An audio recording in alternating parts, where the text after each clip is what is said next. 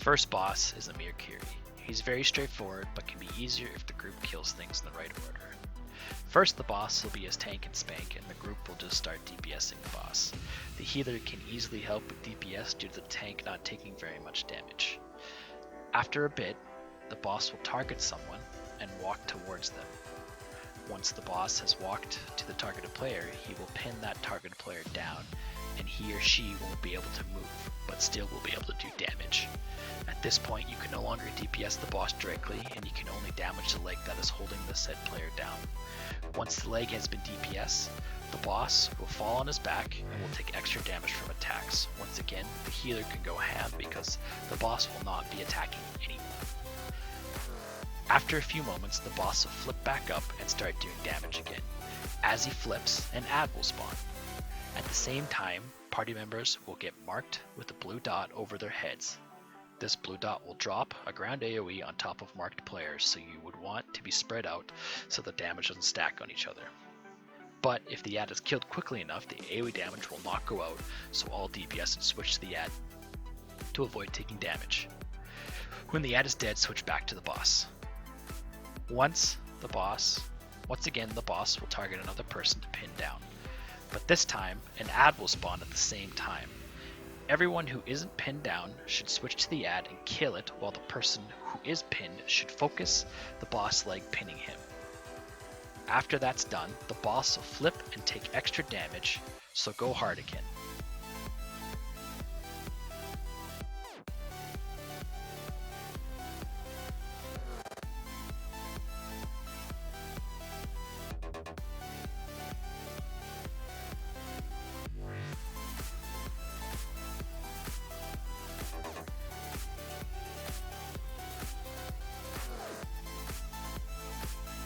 The boss will flip back up, spawn another ad, switch and DPS the ad down, then go back to the boss. At this point, the boss should be close to dead, so focus him down.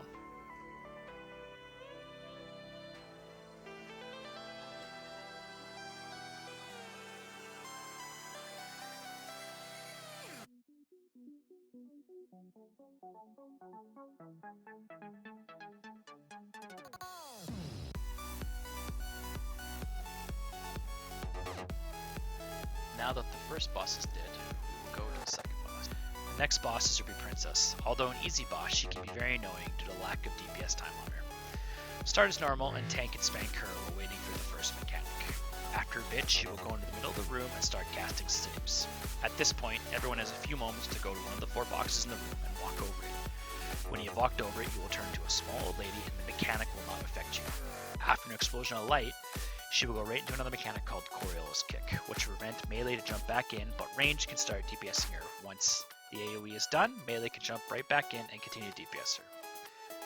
After a short window of damage, the DPS will get targeted again with another mechanic called Abyssal Volcano, which will spawn a ground AoE around the boss and around the DPS. Once the ground AoE bursts, the 2 DPS will be left with columns of explosions following them.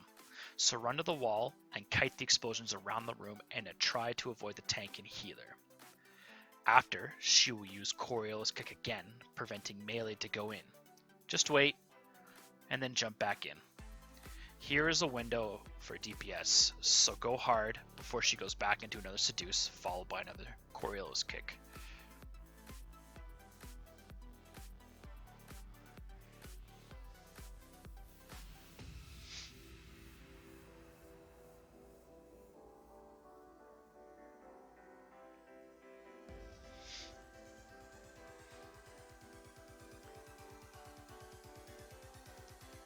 Here is another short window again for DPS, so go hard.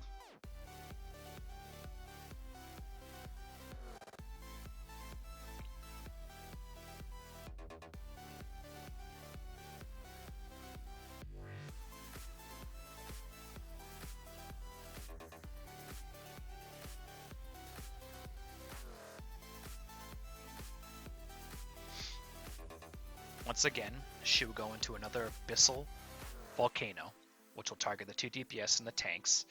Again, the DPS will want to run to the wall and kite around the room. But this time, instead of going into Coriolis Kick, she will go right into another Seduce, so run to the basket to avoid the mechanic.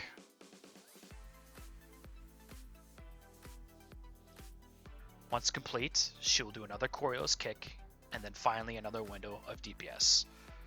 Hopefully you will have her dead at this point. If not, more Abyssal Volcanoes into Seduces until dead.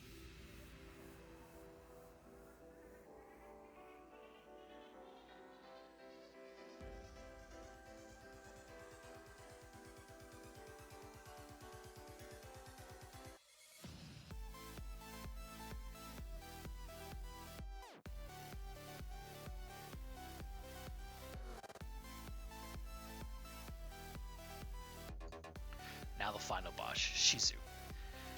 Have your run in and start taking the boss down. After the first bit, she will go right into a mechanic called Thick Fog. Once casted, she will turn the ground into water and submerge into it.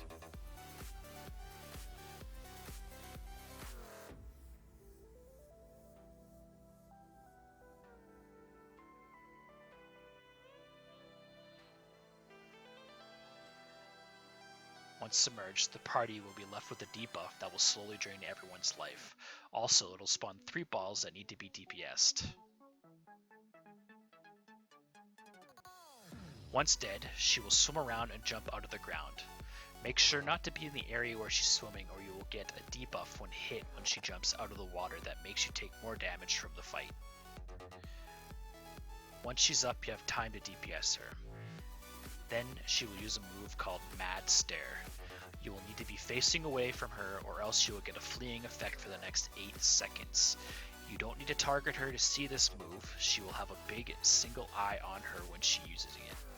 Right after, she will spawn 3 shark ads who will be casting Bite and Run on the group. DPS switch and kill ads. Also, while the ads are up, she will use another Mad Stare, so be ready to be face away or get the debuff and run around for 8 seconds. Once the ads are dead, DPS time.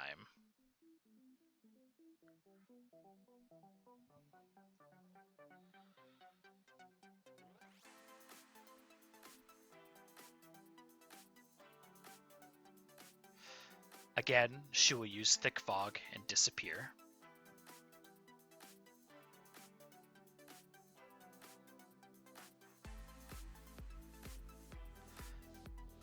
Once submerged, DPS the balls.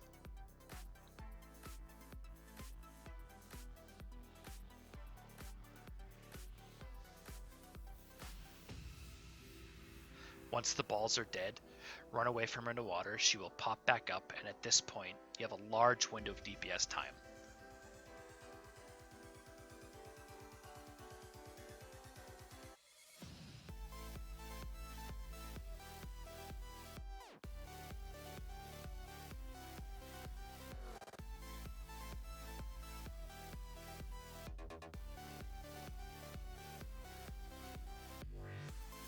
After a while, she will go into another Mad Stare.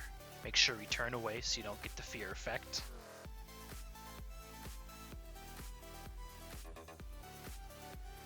Then the ads will come back up. DPS again will switch and kill the ads.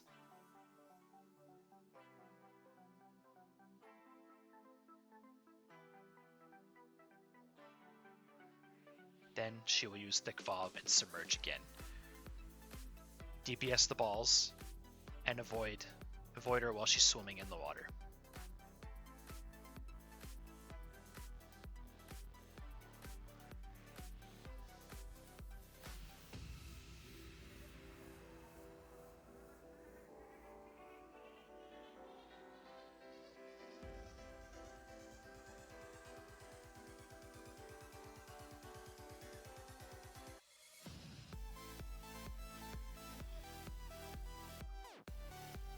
At this point, you should have her dead before any more mechanics happen.